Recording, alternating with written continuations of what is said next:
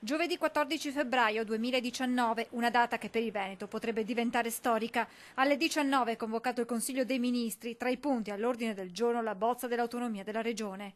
La conferma è arrivata direttamente dal Ministro Erika Stefani. Domani sera il Consiglio dei Ministri sarà un Consiglio dei Ministri molto importante, è la chiusura sicuramente della fase tecnica di questa lunghissima trattativa. Dunque con 24 ore d'anticipo il dossier arriva sul tavolo del governo, un documento che, stando ad alcune indiscrezioni, presenterebbe ancora dei nodi sui capitoli relativi a sanità, cultura, infrastrutture, ambiente. È già stato fatto presente da parte sia del Presidente Zaia che del Presidente Fontana, nonché di Bonaccini, che vi sono dei punti che se risolti porteranno alla firma. Occorre sciogliere questo nodo, sicuramente un nodo politico. Il passaggio in Consiglio dei Ministri di domani è fondamentale, siamo di fronte ad una riforma storica e come tutte le riforme storiche ha il suo giusto travaglio, ma noi siamo veneti, non ci fermiamo davanti a nulla, ha dichiarato il governatore Zaia, aggiungendo poi: Lega e 5 Stelle hanno sostenuto il referendum, sottoscritto l'autonomia nel contratto di governo e ribadito più volte che si farà. Sul piano tecnico c'è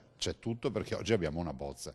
Ci sono dei punti sui quali non c'è ancora l'accordo, però io sono un inguaribile ottimista e penso che alla fine troveremo un accordo, anche perché non è una richiesta di Luca Zaia per quanto riguarda il Veneto, ma è una richiesta di 2.328.000 veneti. Rispetto al documento presentato dalla Regione ci sarebbero delle correzioni apportate dai ministeri chiave su più materie.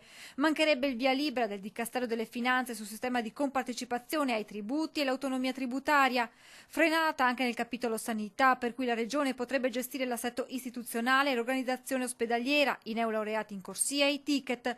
Per quanto riguarda invece le infrastrutture, il no dell'esecutivo potrebbe arrivare per la regionalizzazione di linee ferroviarie locali e per il finanziamento del TPL.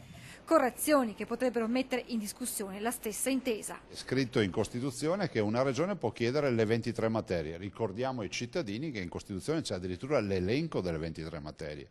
Quindi noi abbiamo fatto un referendum per le 23 materie, continuiamo a chiedere le 23 materie, siamo a disposizione, però è un'intesa. Roma non deve prevaricare il Veneto non deve prevaricare Roma. Soluzioni anacquate ovviamente non ne sottoscrivo.